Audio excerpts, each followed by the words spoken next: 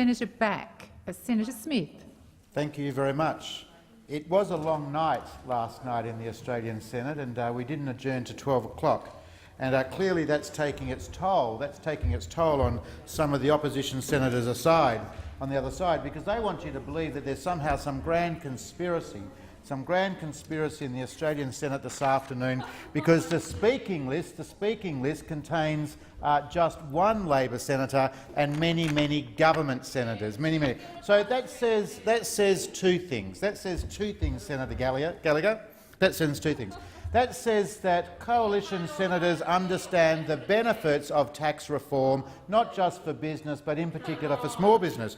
But more importantly, it suggests that Labor has something to hide. What does Labor have to hide? What does Labor have to hide?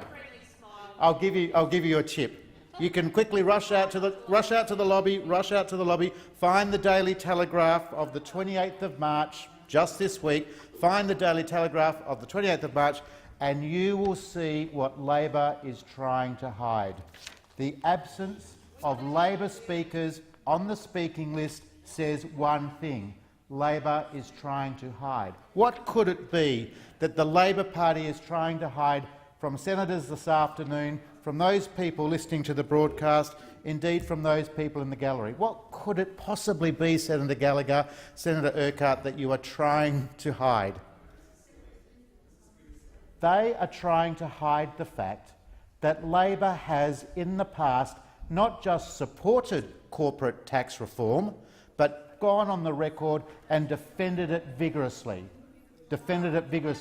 And I don't mean the Labor Party of the 1980s, even though they had a better economic record than you're able to manage. I'm happy to admit it. I've admitted it in other places, indeed in this Senate chamber, that the Labor Party of the 1980s and the way that it tackled economic reform is a model. It's certainly a model for this Labor Party in 2017. So what is it that Labor is trying to hide by not having any of its speakers on the speakers list? What is it trying to hide? Is it trying to hide Bill Shorten's comments about the importance of corporate tax reform? Is it trying to hide Chris Bowen's comments about corporate tax reform? Is it trying to hide Anthony Albanese's comments about corporate tax reform? Is it trying to hide, indeed, its own Senate leader's comments about the importance of corporate tax reform? Senator Smith, I do remind you to refer to others in the other place. You're quite right. By their correct titles. My apologies, Madam Deputy President. Is it trying to hide the comments of former Labor Prime Minister Paul Keating? So let me share with the Senate this afternoon, let me share with you, Senator O'Sullivan, indeed let me share with the Australian Greens and Senator Lambie what it is that Labor is trying to hide by having no one except Senator McAllister, who gave a 2 or 3 minute speech. No one in Labor has the courage to come into this Senate chamber and talk about what they have said previously about corporate tax reform. So let me share with the Australian Senate what the Leader of the Opposition, the current Leader of the Opposition, said in March 2012 about the importance of corporate tax reform, the importance of tax cuts for businesses. He said, and I'm quoting now, "Corporate tax reform helps Australia's private sector grow and it creates jobs right up and down the income ladder." I know, I can't believe it either. I'm going to repeat it. Corporate tax reform helps Australia's private sector grow and it creates jobs right up and down the income ladder. I'm happy to say at this particular point in time on this issue I support Bill Shorten's view. Bill Shorten should have the courage to support Malcolm Turnbull's view and Senator O'Sullivan's view and Senator Smith's view. Senator Smith, I remind you once again, it's not like you. I know we've had a long night and long It was day. a long night, and I do feel like I'm on a bit of a roll, Madam Deputy President. Let me share with the Australian Senate this afternoon why I think that the Labor Shadow Treasury spokesman, Chris Bowen, is also correct. The Labor's Shadow Treasury spokesman, Mr Bowen, said in July 2013, "Our ambition would be to lower company tax rates over time because it does improve our international competitiveness." So said Labor's current Shadow Treasurer, Mr Bowen. And on this issue, today in the Senate, I've got to say I agree with the Shadow Labor Treasurer, and he should have the courage to agree with Malcolm Turnbull. Indeed, Labor senators should have the courage to come into the Senate this afternoon and support the government's tax cuts. You know why? Because they did previously. They did previously. Let me share with you why I think the Shadow Labor spokesman on regional development and transport, I'm happy to stand corrected, but Mr Anthony Albanese, when he said in June 2010, there is also the reform of company tax. We on this side of the chamber believe it should be reduced by 2%. He said there is also the reform of company tax. We on this side of the chamber believe it should be reduced by 2%. So said Labor's a very senior Labor Shadow Minister, Mr Anthony Albanese. Then, of course, we have Senator Wong's own comment, the leader of the opposition in this very Senate, who said in August 2012, lowering of the company tax rate is good economic policy. That's got to be embarrassing for you now. You're probably thinking to yourself, Senator Sullivan, how can Senator Smith top that? How can Senator Smith top that with those four quotes, sorry? I'm thinking of taking myself off the list, I think. Order. To make Order. the point, this will be the last quote to demonstrate what I think is a very, very important point, and I'll come to that in a second. Whatever differences I might have about the Australian Labor Party, there can be no disputing that under the stewardship first of former Prime Minister Bob Hawke, later under the stewardship of Paul Keating, on the issue of economic reform, supported by a coalition in opposition who saw the merits of bipartisanship on many of these issues, Mr Keating, the former Prime Minister, said in February 1993, "We lowered the company tax rate from 39% to 33%, providing Australian industry with a business tax system competitive with any in the world." So I start my contribution this afternoon to highlight what I think is a very, very important point. We have a Labor opposition in the Senate who is trying to suggest that somehow the Speaker's list full of government senators is a grand conspiracy.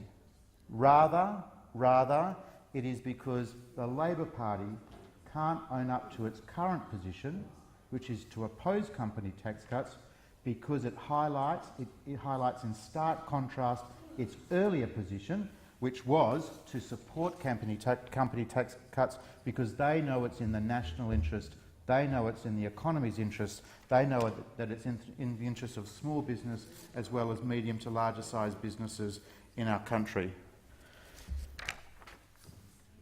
We often hear that politicians can't think long term.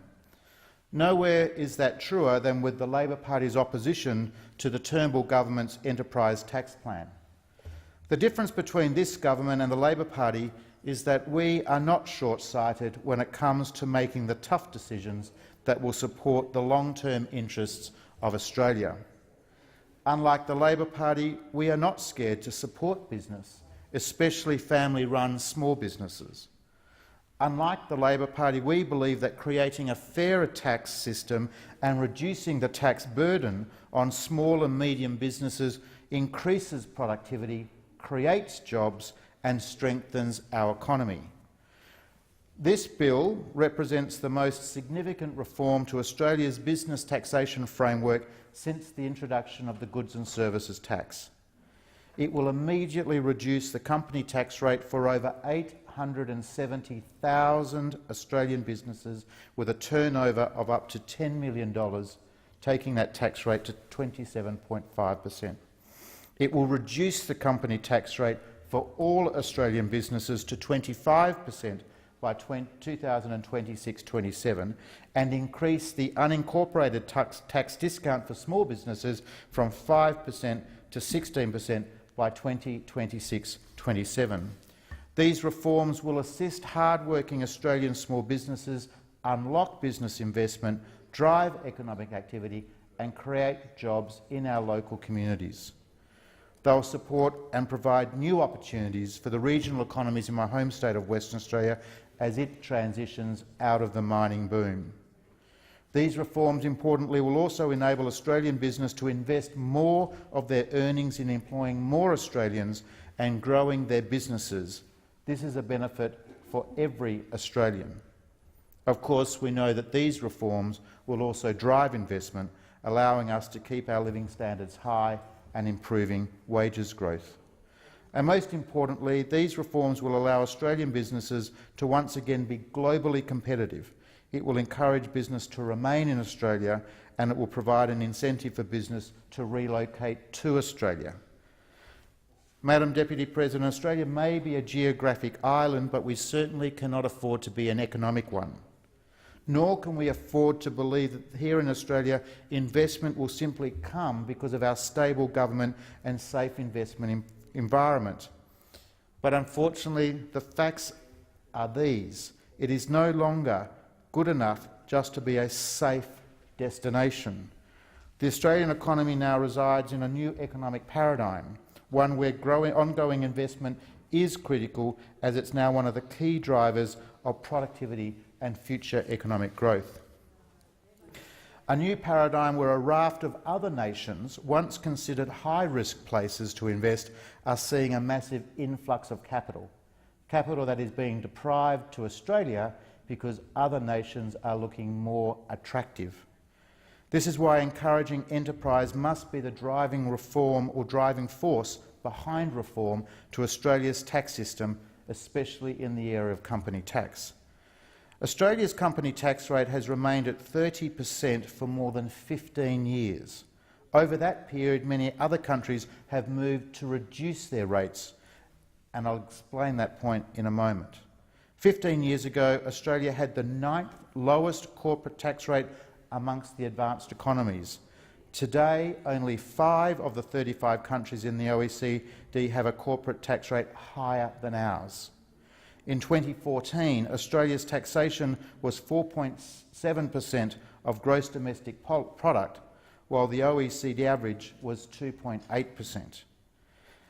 What I'm trying to demonstrate is that Australia's company tax rate is much too high by international standards, that hinders international investment, and that deprives Australians of important economic growth opportunities and job opportunities in their communities.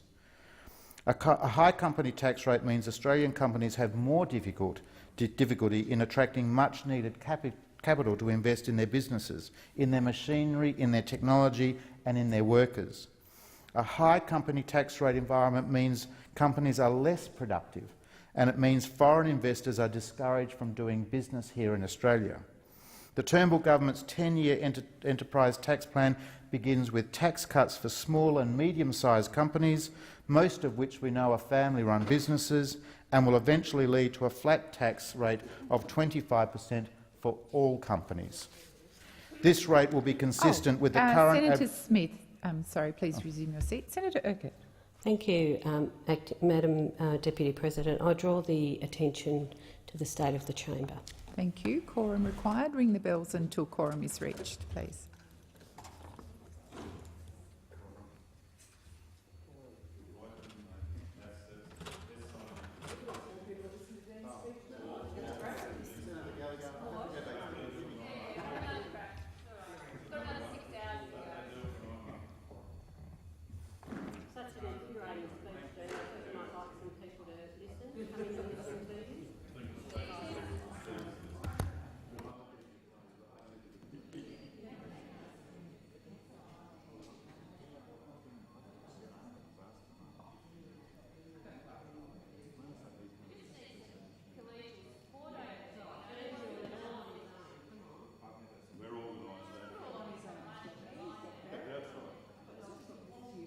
It only takes 3 of us to do the job.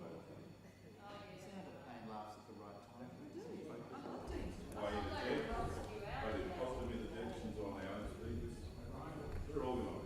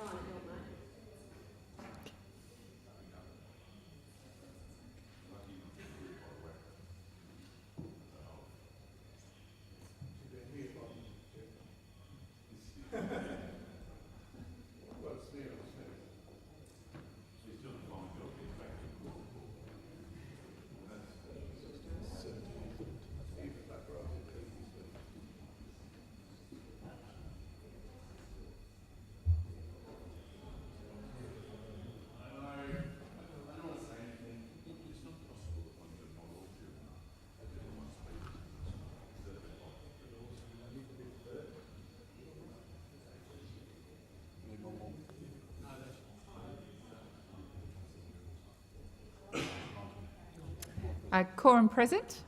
Senator Smith. Thank you very much, Madam Deputy President. It's great to be back. I am tempted to start at the very beginning of my speech again, but I only have 6 minutes, but let me do it in an abbreviated version. Before I get onto the more substantive issue. The substantive issue is, what in fact other nations like Australia is doing. What is Canada doing? What is the United Kingdom doing? What is Singapore doing? But before I get to that, let me just quickly recap. Why are there no Labor speakers still? No Labor speakers on the speaking list? It's because they've got something to hide. Order, Senator Smith. I'm sure you're well aware of the standing orders around props. Thank you. That's correct. Props are not allowed. Senator Smith, thank you. Props are not allowed. Thank you, Matt. Props are not allowed. But if you go to the 28th of March Daily Telegraph newspaper, you will see a very, very important page, very, very important graphic, because it's headed "Do as we say, not as we do," and it carries a big image of Bill Shorten, the Leader of the Opposition, a big photograph of numerous other leaders of the opposition parties in Australia, people like Mr Albanese, people like Mr Bowen, people like Senator Wong, and of course former Labor Prime Minister Paul Keating. And the point that the article is trying to make in the Daily Telegraph is that once upon a time, actually not so long ago, the Labor Party in this country supported company tax reform, the exact same issue that we are talking about here today. So let me just talk about why it is important. It's not just important because the government believes this is the way to proceed. It's not just important because people like Senator O'Sullivan and Senator Hume and Senator Smith and before us Senator Back think it's important. It's important because what are our competitors doing internationally? What are our competitors doing internationally? They are not sitting around waiting for us to change our corporate tax rate. They have moved already and moved significantly.